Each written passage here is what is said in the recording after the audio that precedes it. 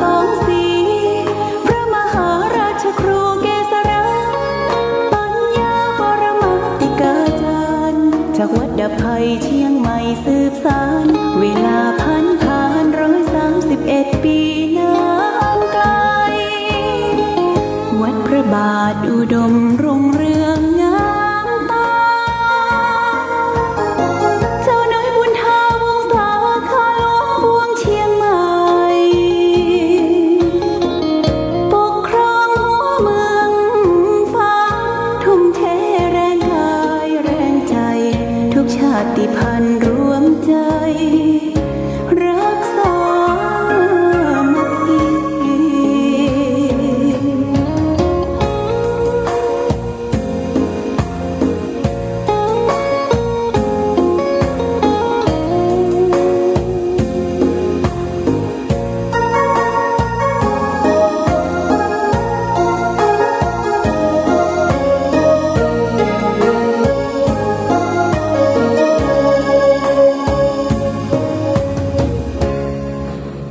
เป็นวัดร้างโบราณ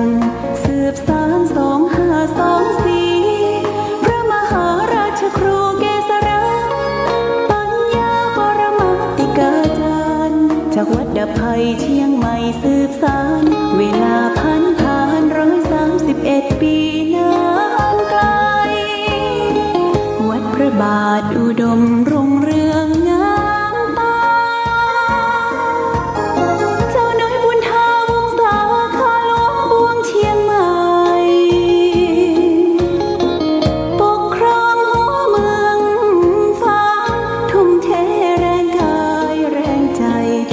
ชาติพันธุ์รวมใจรักษามัคคี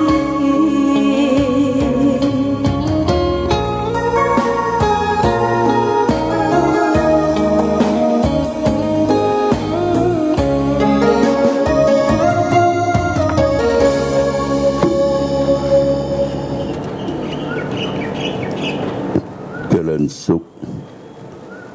ศรัทธาสาธุชน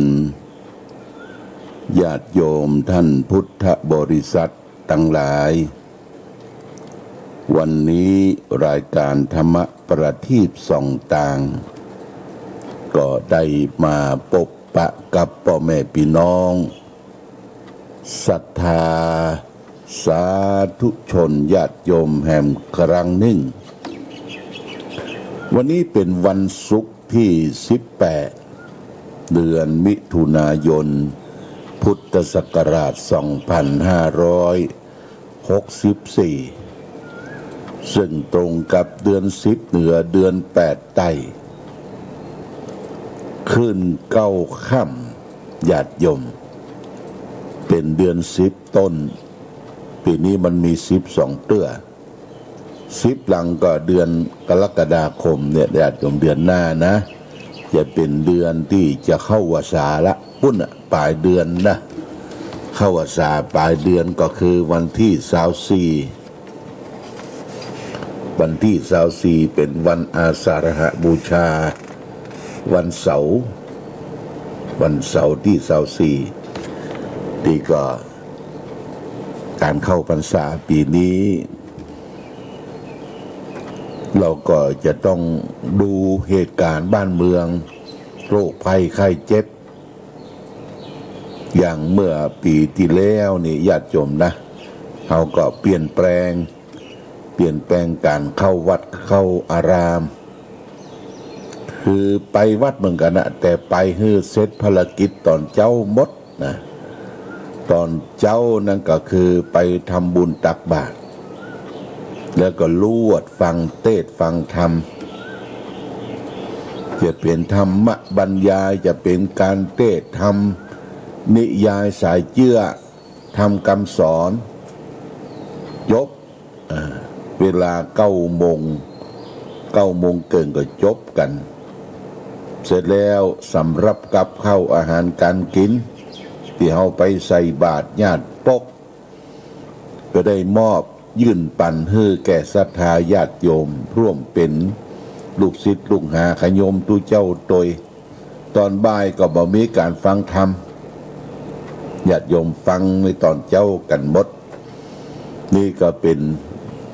วิธีการแบบใหม่เรียกว่า New Normal ป้องกันโรคภัยไข้เจ็บเมื่อปีที่แล้วก็ผ่านพ้นไปด้วยดีอันนี้ก็เป็นการที่จะได้เตรียมการกันเพราะว่าคนฟังนั่งไปฟังเทศน์ฟังธรรมเนี่ยนั่งหลังคดหลังงอตอนบ่ายเนี่ยญาติโยมนะส่วนมากจะเป็นผู้สูงวัย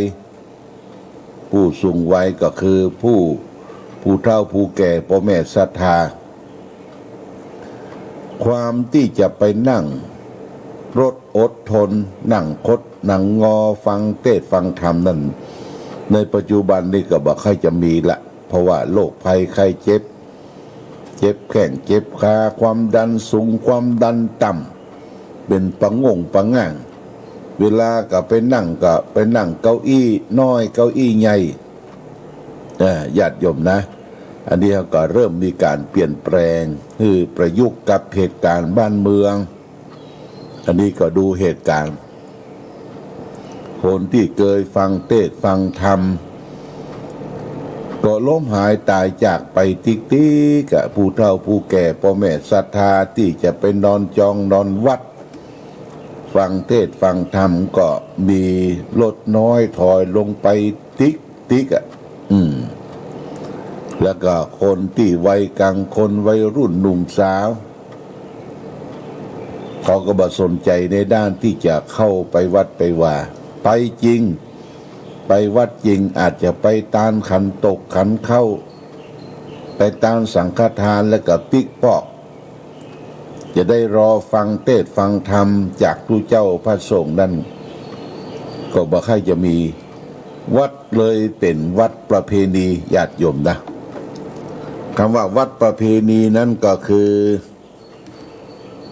คนจะไปวัดก็เข้าวัดสาออกวัดสากินสลากหากไม้เดือนจีปีใหม่เต้าอันนี่เราว่าศรัทธาประเพณีแต่ทางนโยบายของทางวัดพระบาทอุดมเฮานี้ก็เขาได้ตั้งการปฏิบัติธรรมประจำวันเสาร์ขึ้นนะประจำวันเสาร์เขามีสำนักปฏิบัติธรรมแหล่งที่21ของจังหวัดเชียงใหม่ทุกเสาร์นั้นเขาก็จะมีการร่วมไปวัดไปวาแต่ว่าหลังจากที่โควิดระบาดเข้ามาเนี่ยเขาก็หยุดยั้งไป2 ปีพอดีมันจางหายไปก็จะเริ่มใหม่แต่ว่าจะทำเมื่อใดนั้นก็จะแจ้งให้ญาติโยมท่านสาธุชนทั้งหลายรับทราบว่าการไปวัดก็เป็นกิจวัตรไปไหว้พระสวดมนต์เดินจงกรมเจริญสมาธิภาวนาญาติโยมตอนนี้ทางอำเภอฝางเขาก็ได้ส่งทุเจ้าเข้าไปอบรมอยู่2-3 รูปที่วัดพระธาตุสีจอมทองเปิ้นปีนี้เปิ้นจำกัดพระวิปัสสนาจารย์ประมาณ100 กว่ารูปนะเปิ้นจำกัดไปอบรมที่หั่นเพราะน่ะใกล้เข้าพรรษาก็จะได้ปีกเปาะขึ้นมาก็จะได้มาช่วยกันเผยแผ่อบรมศีลธรรมกรรมฐานญาติโยมก็แจ้งให้ท่านสาธุชนทั้งหลายรับทราบในโอกาสอันนี้วันที่25นี่วันศุกร์หน้านี่ญาติโยมนะวันศุกร์หน้าเนี่ยเราเชิญชวนญาติโยมผู้ปฏิบัติธรรมประจำวันเสาร์ได้ร่วมกันปฏิบัติธรรมฟังเทศน์เกิงวันญาติโยมเกิงวันณที่ศาลาพุทธบริษัทด้านทิศเหนือของวิหารวัดพระบาทอุดมก็ได้จัดเตรียมสถานที่เวลาภาคบ่าย13 นาฬิกาโดยรับการสนับสนุนการกระทรวงวัฒนธรรมประจำจังหวัดเชียงใหม่ผู้อำนวยการก็จะขึ้นมา ผอ.วัฒนธรรมก็จะขึ้นมาเป็นประธานฝ่ายคารวะการปฏิบัติธรรมฟังเทศน์นี้ก็จะถวายเป็นพระราชกุศลแด่พระกนิษฐาธิราชเจ้าสมเด็จพระเทพรัตนราชสุดาในวาระโอกาสวันพระราชสมภพของพระองค์ท่านในวันที่2 เมษายนที่ผ่านมาแล้วนะแต่ในช่วงนั้นก็เป็นช่วงการระบาดของโควิด -19 ก็ไม่ได้ทำกิจกรรมที่นี่เพิ่งก็จะมาทำกิจกรรมในวันศุกร์ที่25เนี่ยญาติโยมนะวันศุกร์25เวลา 13 นาฬิกาเขาก็มากันสักเที่ยงวันก็มาปกมาลงเส้นลงทะเบียนรับบัตรลงเส้นลงทะเบียนรับบัตรติดหน้าอกแล้วก็จะได้เข้าไปนั่งในเก้าอี้ในศาลาเป็นระเบียบเรียบร้อยก็จะมีการจุดเทียนธูปบูชาพระรัตนตรัยแล้วก็กล่าวรายงานสดับพระธรรมเทศนาบ่ายโมงตรงทั่วก็จะเสร็จสิ้นกับประมาณสัก4 โมงเนาะ3 ชั่วโมงญาติโยมมีการปฏิบัติธรรมมีการอูจาทักทาประสัยต้อนรับถวายเป็นพระราชกุศลแด่พระเทพรัตนราชสุดานะแจ้งให้ญาติโยมใครจะมาก็ได้เด้อพี่น้องปางปอยพี่น้องหัวฝายพี่น้องที่เคยประพฤติปฏิบัติธรรมวันนั้นเป็นกรณีพิเศษจะได้นุ่งชุดขาวเป็นชุดปฏิบัติธรรมของอุบาสกอุบาสิกานี่วันที่25เนี่ยวันที่25วันศุกร์นี่วันที่18ศุกร์หน้าเนี่ยญาติโยมนะศุกร์หน้าเวลาเที่ยงวันเนี่ยมาพบกันเที่ยงวันแล้วก็เปิ้นก็จะมีขนมนมเนยในช่วงเบรกช่วงพักก็จะมีน้ำนมกาหยังกาเนี่ยแล้วก็พร้อมโดยอาหารว่างในช่วงพักแล้วก็ฟังธรรมการฟังธรรมนั่นฟังเทศก็เป็นเทศธรรมบรรยายได้นิมนต์ท่านพระครูศรีด็อกเตอร์วัดศรีบุญเรืองมาเป็นองค์แสดงพระธรรมเทศนานี่แจ้งให้ญาติโยมท่านสาธุชนทั้งหลายรับทราบวันนี้ก็จะเอาธรรมะทางสุขใจมาฝากคือแก่ญาติโยมวันนี้เอาเรื่องโปรดสัตว์ได้บาปโปรดสัตว์ได้บาปนี่หมายเขาว่าจะได้เขาไปโปรดสัตว์แต่ยังได้บาปเนี่ยเขาก็ลองฟังเปิ้นเขียนเป็นข้อคิดบัญญาวเท่าใดญาติโยมเนี่ยเป็นข้อคิดสะกิดเตือนใจเพิ่งก็บอกว่าขึ้นชื่อว่าเสือแล้วไผ่ก็หวาดกลัวกันทั้งนั้นบอกว่าจะเป็นเสือคือสัตว์ที่มี4 เท้ามีลายพาดก่อนอยู่ตามตัวและเสือที่เป็นคนผู้มีการกระทำร้ายจนได้นามว่าเสือก็ตามทั้งในยามทุกข์ยามสุขทั้งในยามอารมณ์ดีและคึ่งโกรธเสือก็คงความเป็นเสืออยู่ตลอดเวลาบ่ควรที่ภัยจะเข้าไปใกล้เกี่ยวข้องตนมีเรื่องเล่าว่ามีชายหนุ่มคนหนึ่งผู้ที่มากด้วยวิทยามนต์คือเป็นคนเฮียนเวทมนต์คาถาคนหนึ่งเดินทางเข้าไปในป่าไปหันเสือนอนตายอยู่ข้างป่าละเมาะในพุ่มไม้จึงไหว้มนต์เสกเสือให้คืนชีพโดยความกรุณาสงสารเสือตัวนั้น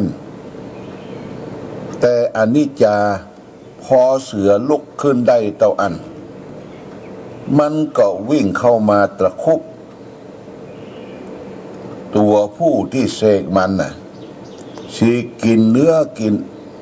จิ้นเป็นอาหารเสียเป็นเรื่องที่เราได้ยินแล้วก็ตกใจอุทานขึ้นว่าเสืออย่างร้ายมันเป็นไปจะได้อย่างนั้นและเจ้าหนุ่มผู้นั้นก็สิ้นความคิดมีหรือไปเสกเสือให้ลุกขึ้นมากัดตัวเองในหมู่คนเฮาก็เช่นเดียวกันคนอันธพาลมีลักษณะอาการคล้ายกับเสือเนี่ยคอยจังหวะที่จะฉีกเนื้อเถื่อหนังของคนที่ใกล้เคียงเสมอฉะนั้นเมื่อเห็นผู้คนเรียกว่าทรยศตกอับคับแค้นจึงบ่ควรที่จะไปอวดดีไปช่วยไปทำคุณให้เขาเปลืองเข้าสุขเข้าสารเปลืองเงินเปลืองทองสู้เขาทิ้งไว้ให้เขาสู้เผชิญกับบาปผลกรรมไปแต่ลำพังเตอะทรชนจะได้เบาบางไปจากโลกนี้โดยเดียวอันนี้เป็นเรื่องของโปรดสัตว์ได้บาปญาติโยมเนี่ยจิตใจเขาเนี่ยมันแบบเปลี่ยนแปลงอย่างเอาว่าละหมดละความชั่วความร้ายอย่างต่างๆบางทีมาขอบวชขอเป็นพระเป็นเณรละหมดละอยู่ไปเนี่ยจิตใจดั้งเดิมเนี่ยความชั่วความร้ายความขาดที่มันเคยชินเนี่ยบอกฮู้คิดคดทรยศต่อครูบาอาจารย์ต่อสถานที่อย่างเผลอบ่ได้ญาติโยมนะเผลอบ่ได้เสียหายไปแมดไปลักไปจกดีบ่ดียิงหรือว่าแต่งตั้งหลังเล่าน่าจะควรติชินดินทาครูบาอาจารย์นี่เป็นส่วนหนึ่งนะญาติโยมนะเสือย่อมเป็นเสืออย่าไปตอมคิดให้เขาเผชิญชะตากรรมเพราะกรรมของเขาสร้างสมได้ทำมากรรมมุนาวัตติโลโกสัตว์โลกย่อมไปเป็นตามกรรมญาติโยมก็เหมือนกันเฮาอยู่ในโลกภายนอกเนาะอยู่โลกภายนอกเปิ้นบ่ฮื้อส่งเสริมคนที่ทำผิดทำร้ายอย่างคนที่มันติดเหล้าติดสุรายาเมานี่ญาติโยมเฮาไปหันละไปเอาสตางค์ให้เขาไปช่วยเขาได้สตุ้งสตางค์แล้วเอาไปกินเนี่ยเป็นการฮื้อที่ผิดนะญาติโยมเป็นการส่งเสริมให้เขาได้ติดเหล้าติดสุรายาเมาเพิ่มทวีคูณขึ้นไปแห่งลาบลาเนี่ยเมายุกเมายาบ้าบินควบคุมตัวเองบ่ได้บ่ฮู้จักนี่คือตุเจ้าพระสงฆ์พ่อแม่ครูบาอาจารย์มันทำตามนแกวดน่ะด่าครูบาอาจารย์ด่าพ่อด่าแม่บางทีหันพ่อแม่เป็นวัวเป็นควายว่าบุกทำร้ายร่างกายนี่ข่าวเกิดขึ้นมากมายเพราะจิตมันวิปริตประสาทมันกลับไปเห็นแล้วญาติโยมนะนี่ต้องระมัดระวังอยู่กับผู้คนเหล่านี้ต้องระมัดระวังเรียกว่าจิตหลอนประสาทหลอนญาติโยมนะจิตหลอนประสาทหลอนเข้าใจว่าคนนั้นจะมาทำร้ายคนนี้จะมาบุกมาตีก็เลยเอาผู้คนรอบตัวเนาเป็นศัตรูไปหมดลำบากเด้อญาติโยมเอาอยู่ถึงวันนี้ลำบากต้องคัดสรรหาคบคนที่เป็นบัณฑิตท่านผู้รู้ ที่มีอุปนิสัยกายวาจาใจเรียบร้อยในญาติโยมเพิ่นว่าคบคนให้ดูหน้าซื้อผ้าให้ดูเนื้อจะคบคนเข้าใจแต่เชื่อแต่นั่นคือต้องคบถึงจิตถึงใจอยู่ไปเมินเดี๋ยวลายมันออกอย่าโยมนะลายเสือนี่ออกนะลายเสือนี่ออกนะจะได้ว่าโปรดสัตว์ได้บาปละนะเพิ่นผูกเป็นคำก่อนสอนใจไปว่าเห็นเสือพร้อมเพียงพิจารณาเห็นเสือพร้อมเพียงพินาศจะขาดจิตอย่าอวดฤทธิ์อึกอักเข้าผักใสทั้งทรชนคนชั่วพวกหัวไม้อย่าทำคุณมันให้เสียเงินทองอันหนึ่งช้างสูงเสียงช้างสูงเสียงาชราแก่เป็นว่าอันหนึ่งช้างสูงเสียงาชราแก่งูเห่าแม่งูเขาก็อย่าต้องอีข้าเก่าสนอเพราะคล้องถึงมีรักร่วมห้องให้ระวังโอ้นี่เป็นสุภาษิตสอนเด็กญาติโยมเรื่องของเจ้านากับงูเห่าเหรอดูเนาะไปไถนางูเห่าตัวน้อยโอ้อินดูงูอ่ะเอางูตัวนั้นมาเลี้ยงมาดูงูแว้งกัดอ่ะวังกัดครบตายพ่นพิษใส่เนี่ยญาติโยมนะนี่ต้องระมัดระวังแม้แต่ในบ้านเฮาผัวรักเบียแปลงเพียบผัวแปลงเบียรักก็ต้องระวังญาติโยมบางทีมันแต่งตั้งหลังมันคิดคดทรยศนอกจิตนอกใจคบจู้สู่นางญาติโยมท่านสาธุชนเพราะฉะนั้นคนเฮาถ้าบ่เข้าถึงธรรมะมันมีธรรมะอย่างท่องแท้บ่ได้ประพฤติปฏิบัติน้อมศีลธรรมกรรมฐานมาสู่จิตสู่ใจจิตสันดานให้มันตายยากนะญาติโยมนะมันตายยากเพราะนั้นฝึกคนเฮาเนี่ยฝึกยากแต่ญาติโยมนะบางทีเราฝึกอู้จาคานเพาะม่วนในช่วงฝึกในช่วงอบรมเนี่ยจ่าเจ้าพอฮื้อหลังไปเหล่านาจาควรติชินดินทาเนี่ยมันฝึกยากเราก็ต้องระมัดระวังนี่ฝากเป็นหลักคิดนึงแก่ญาติโยมท่านสาธุชนทั้งหลายในช่วงนี้ฝนก็จางไปพ่องแล้วก็จะมีใหม่แต่ทางการบ้านเมืองฝนเทียมเพิ่งก็ทำตลอดเนี่ยญาติโยมแต่เจ้าก็เปิ้นประกาศว่าตังปุ้นทางจังหวัดอุตรดิตถ์ตังปุ้นเปิ้นก็ทำฝนเทียมตกลงมาน้ำในเขื่อนที่จะใจในล่าแรงมันยังบ่พอเปียงเตื้อมันตกเขื่ออย่างบ้านเฮานี่ตกเขื่อมันบ่ตกบะเนาะมันยังน้ำบ่พอเปียงพอที่ฮื้อเกิดความแช่มชื่นเบิกบานต้นน้ำลำธารก็จะคายน้ำออกมาฮื้อเฮาและต้านทั้งหลาย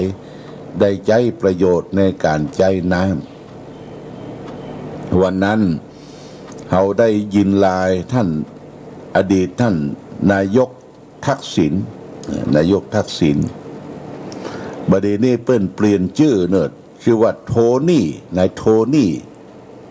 อยู่ต่างประเทศเปิ้นบอกว่าที่น่าเป็นห่วงประเทศไทยตอนนี้คือเรื่องน้ำว่ะนะเรื่องน้ำต้องบริหารจัดการน้ำเปิ้นฝากรัฐบาลปัจจุบันเรื่องน้ำเป็นเรื่องสำคัญถ้าขาดแคลนน้ำเมื่อใดเฮาอยู่บ่ได้ญาติโยมนะอยู่บ่ได้เพราะฉะนั้นนี่เป็นปัจจัยสำคัญแม้แต่ร่างกายเฮาก็จะต้องมีธาตุน้ำนะญาติโยมนะธาตุน้ำคืออาโปธาตุคือดีสเลตน้องเลือดเหงื่อมันข้นเปลวมันน้ำลายน้ำมูดไข่ข้อมูดเหล่านี้เป็นของเหลวเป็นธาตุน้ำตัวเฮามีธาตุสี่ดินน้ำลมไฟต้องบริหารธาตุสี่นี่ดี แต่ก่อนมีโยมคนหนึ่งอยู่สันกำแพงญาติโยมเนี่ยโอ้ตัวอ้วนนะเปิ้นเสียชีวิตไปแล้วถ้าไปประชุมคณะสงฆ์ที่ไหนเนี่ยโยมคนนี้เปิ้นจะมาขายเปิ้นจะเอานะปฏิทินพื้นเมืองปฏิทินสงกรานต์นี่นะสงกรานต์นี่มาขายแล้วก็มีตำราธาตุสี่ตัวว่าปีไหนเฮาอายุเท่าใดตกธาตุหยังเนี่ยเพิ่นก็จะไล่ดูว่าเท่าตกธาตุอันใดธาตุอันใดเสียไปเนี่ยเพิ่นก็แปลงยาญาติโยมแปลงยาธาตุสี่มาคือมีขายตำรายาโดยมียาธาตุสี่ตัวเพราะฉะนั้นสิ่งเหล่านี้เป็นสมุนไพรใกล้ตัวเพราะว่าชีวิตของเฮาเนี่ยร่างกายของเฮามันเป็นธาตุสี่ดินน้ำลมไฟมันจะให้มันเสมอต้นเสมอปลายเนี่ยบ่ให้มันเจ็บมันไข้มันป่วยบ่ได้นะมันเป็นธรรมชาติรอบตัวเฮาก็เป็นธรรมชาติเมื่อธาตุใหญ่ดินน้ำลมไฟนอกตัวเฮาเนี่ยธาตุใหญ่และธาตุน้อยในตัวเฮาก็จะต้องปรับกับธาตุใหญ่นี่เวลาเจ็บไข้ได้ป่วยเฮาก็ต้องหายารักษารอบตัวเฮาก็มีอาหารการกินตามเหตุการณ์ตามฤดูกาลตามธรรมชาติญาติโยมนะก็ดูแลตัวเองตัวเก่าไปนะตัวเองตัวเก่ายาก็เหมือนกันญาติธงชาติและเพลงชาติไทยเป็นสัญลักษณ์ของความเป็นไทยเราจงร่วมใจยืนตรง